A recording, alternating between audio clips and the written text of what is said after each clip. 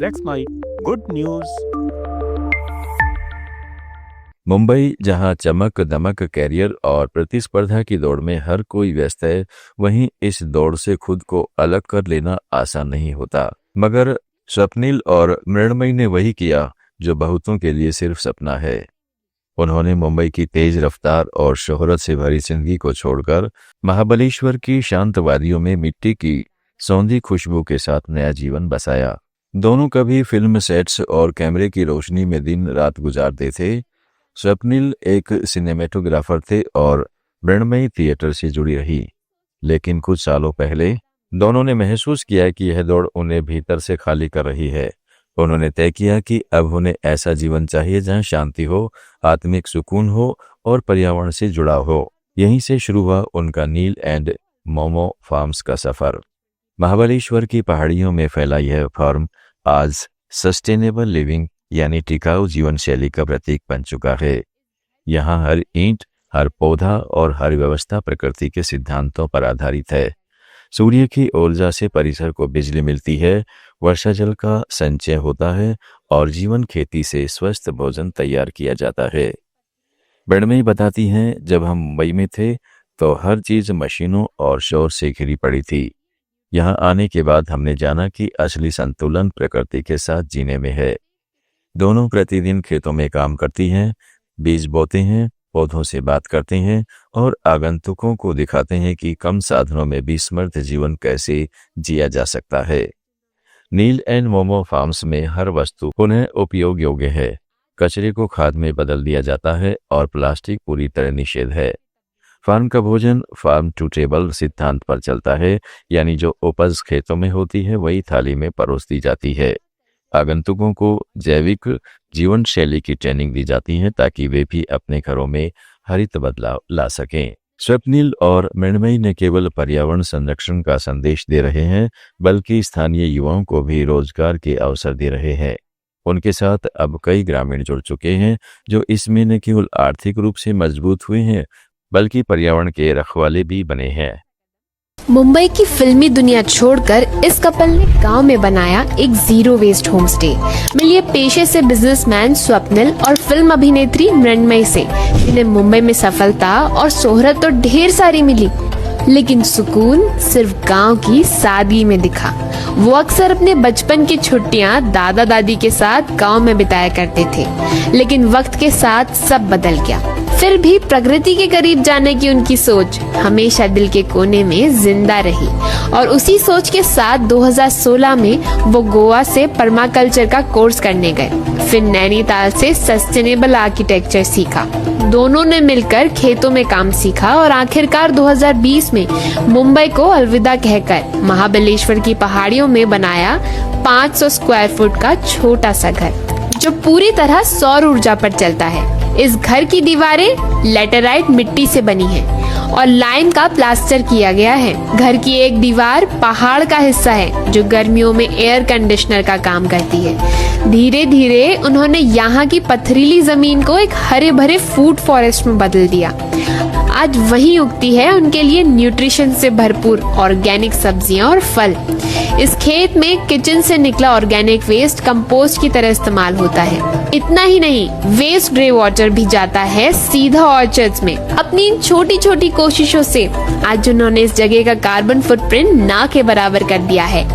आज उनका ये नील एंड मोमो फार्म्स एक सस्टेनेबल होम स्टे में तब्दील हो चुका है, जहां वो आने वाले मेहमानों से अपने जीवन के अनुभव साझा करते हैं, पर्माकल्चर सीखते हैं और ताज़ा फार्म टू टेबल खाना भी खिलाते हैं। शहर में सालों बिताने के बाद स्वप्निल और मृण्मयी ने इस गांव में आकर जाना कि प्रकृति के साथ जीवन कितना सरल और संतोषजनक हो सकता है।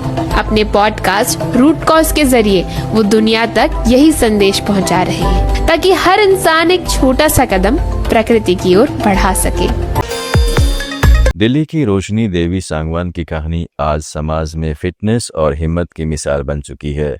75 साल की उम्र में उन्होंने 80 किलो वजन उठाकर न केवल शारीरिक बल्कि मानसिक ताकत का अद्भुत उदाहरण पेश किया है। 2 साल पहले रोशनी को नी आर्थराइटिस और हिप जॉइंट की समस्या हुई, जिसके कारण डॉक्टरों ने उन्हें झुककर काम करने से मना कर दिया था। लेकिन उनके बेटे के प्रेरित करने पर उन्होंने जिम जाना शुरू किया। शुरुआत में वो संकोच करती थी, मगर धीरे धीरे जिम की आदत पड़ गई और आज वे आराम से 100 किलो तक का वजन उठा लेती हैं। उनका कहना है कि फिटनेस का मतलब सिर्फ कैलोरी गिनना नहीं, बल्कि मांसपेशियों की ताकत बढ़ाना है। रोशनी देवी का कहना है कि उम्र सिर्फ एक नंबर है और यह कभी भी आपको अपनी क्षमताओं पर भरोसा खोने का कारण नहीं बननी चाहिए। उनका दिन कार्डियो, स्ट्रेंथ ट्रेनिंग और सत्संग से गुजरता है। आज वे खुद सार्वजनिक परिवहन का इस्तेमाल करती हैं और सभी घरेलू काम भी खुद करती हैं। उनकी प्रेरणा सिर्फ परिवार तक सीमित नहीं है, बल्कि वे देश भर के लोगों के लिए एक मिसाल बन चुकी हैं। डॉक्टर और वैज्ञानिक भी उनकी फिटनेस की तारीफ करते हैं और कहते हैं कि लंबे जीवन के लिए मांसपेशियों की मजबूती जरूरी है। रोशनी जी की कहानी यह सिखाती है कि बढ़ती उम्र को बड़ा रुकावट नहीं माना जाना चाहिए, बल्कि यह एक नई शुरुआत का मौका है। उनकी हिम्मत और लगन हमें स्वस्थ और सक्रिय जीवन जीने के लिए प्रेरित करती है। यह कहानी हर उस व्यक्ति के लिए प्रेरणा है जो सोचता है कि किसी उम्र में स्वास्थ्यहीन होना स्वाभाविक है।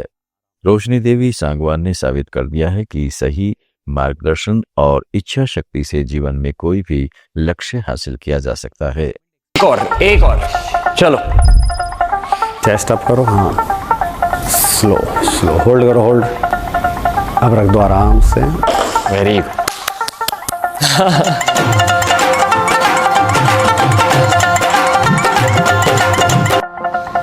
हाय मम्मी जी, कैसे हो? थैंक यू कि आप आ गए। सॉरी आपको दिल्ली से लाए। कोई कैसे बात हो? नहीं, क्या बिल्कुल बड़ी ओके हूँ। बहुत ज़्यादा इंस्पायर करते हो आप। नहीं नहीं, ऐसा तो कुछ नहीं है भाई, बस बातें करेंगे, एक्सरसाइज करेंगे थोड़ा सा। कैसे हो आप? बिल्कुल बढ़िया हूँ। ठीक है, मज़े करेंगे आज। ठीक है, थैंक यू कि आप आ गए। Welcome. Thank you.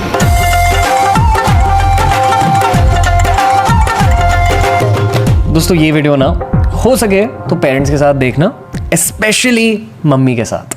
We are with Roshni Devi ma'am.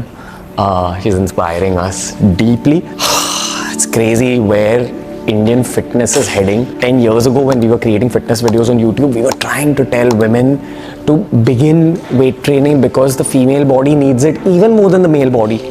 Today we have people like Roshni Devi in India who are inspiring the entire country. Just look at this. She's 70 years old.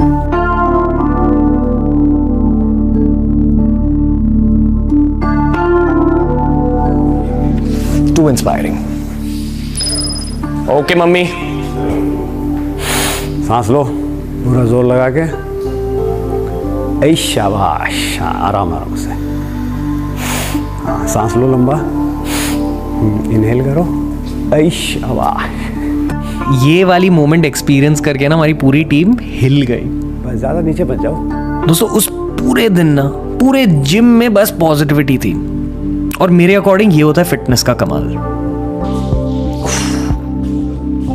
Okay, देखते हैं क्या होता है। बहुत वक्त बात कर रहा हूँ। इनहेल, स्लो, थाई का जोर लगाना, बस ये है। करेक्ट, बिल्कुल एकदम परफेक्ट है, परफेक्ट, एकदम परफेक्ट। वो वेट ना लाइट नहीं था, मेरे लिए भी काफी हैवी था। चलो, जिंदगी का मतलब ही ये है कि कंधों पर जितना भी बोझ रहे ताकत के साथ उठाओ। आशीर्वाद। बहुत अच्छे करे बेटा, कहना रे बहुत अच्छे करे। तो मम्मी पहले आपकी कहानी आप सुनाओ। मेरा नाम रोशनी देवी सांगवान है, हरियाणा के रहने वाला से। अभी मेरे को 8-7 साल हो गए, दिल्ली में रहती। पहले मेरे को बहुत थकी थकी रहती थी। हाँ। जैसे काम कर लिया, बैठ गई, गुड्डा में दर्द रहने लगा, कमर में दर्द है, तो थकावट सी रहती थी। ये बताओ, वो जो घुटनों में प्रॉब्लम हुआ था, दर्द कितना होता था? बहुत दर्द होता था, घुटनों में होता था, कमर में होता था, फिर बाथरूम से तिसड़ के गिर गई तो रीढ़ की हड्डी में होता था। तो जैसे सीढ़ियाँ पर भाई कोडी कोडी पकड़ के चलती थी रैली को। ये आता था तो बोलते क्या हो गया, तो मैं इसको बताती नहीं कि मेरे को सारा दिन आ रहा था, क्या आएगा। अब मैं इसको रोना लेके बैठ जाएंगी तो थोड़ा सा अच्छा नहीं, इसको भी थोड़ा फील होता है। तो धीरे धीरे फिर इसकी चलना ही बंद हो गया, तो उसकी फिर पता है। तो आपने ये सब शुरू कब करा? ये मेरे को 2 साल हो गया फिर। ओके, और अभी कैसा लग रहा है? अब मेरे को अच्छा लगता है। ओके भैया, इनकी एज क्या थी जब इन्होंने स्टार्ट करा? इनकी एज 68 ईयर्स थी और करते ये भी नहीं, पर प्रॉब्लम ये हो गई इनको 2 साल पहले नी आर्थराइटिस हो गया। नी आर्थराइटिस हो गया तो इन्होंने तो अवॉइड कर दिया, और मैं जब इनसे पूछता था झुक के क्यों चल रहे हो, क्या दिक्कत है, तो बताते थे कि नहीं कुछ नहीं है, तो मुझे भी लगा कुछ ही नहीं होगा। अब यहाँ पे दर्द है तो ज़्यादा प्रेशर जो डाल रहे थे राइट पैर पे, तो राइट घुटना भी धीरे धीरे प्रॉब्लमेटिक होता जा रहा है, और लोअर बैक में L4 L5 में इनकी इंजरी हो गई। आने वाले 1 साल में हम पेरेंट्स के लिए बहुत कुछ अपलोड करेंगे ताकि आप अपने पेरेंट्स के साथ बैठकर बहुत कुछ सीख सके, साइंस बैक्ड टिप्स ओनली। पर आज के वीडियो में ज्यादा ज्ञान नहीं, बस इंस्पिरेशन। याद रखिए, लेट वेट जैसी कोई चीज नहीं होती। Today is the only day to begin. आपको दुख होता था अंदर ही अंदर? दुख तो बहुत होता था। वो आकाश मैं भी जल्दी अब डॉक्टर को जाएंगे, डॉक्टर 100 बात बताएगा, अब घर में 2 माँ बेटे हूँ, काम कौन करेगा फिर?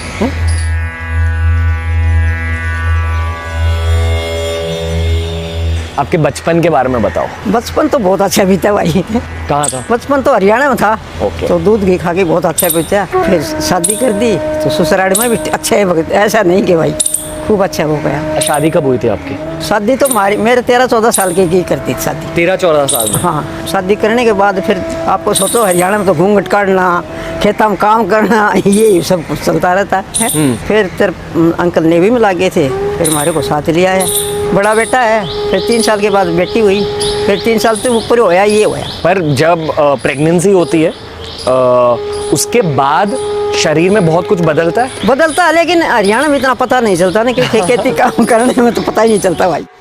तो भैया मम्मी, ये महिमा है, ये हमारी टीम में ही है, इनके भी कुछ सवाल हैं आपके लिए। तो आंटी, आप भी वेज है, मैं भी वेज हूँ। सब ना बहुत प्रोटीन की बातें करते हैं और बोलते हैं कि चिकन में ही प्रोटीन होता है। तो आप क्या खाती है तो आपको प्रोटीन मिल जाता है वेज में? ओट थोड़ा सा 10 बादाम किशमिश, उसका जूस बना के पी के जाती हूँ, वहाँ प्रोटीन दे देता है बेटा।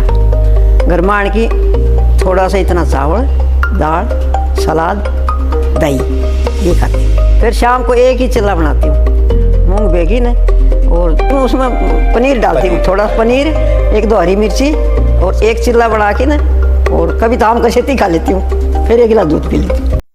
आप सुन रहे थे let's mind modern radio. Follow कीजिए हमें हमारे सोशल मीडिया प्लेटफॉर्म्स पर। It's time for news. It's time for Modern Radio. Presenting the first radio news app, Let's Mic. Let's Mic, a news-based app on your phone where you get to watch and listen news, talk shows, interviews, radio show podcasts. On Let's Mic, you get all relevant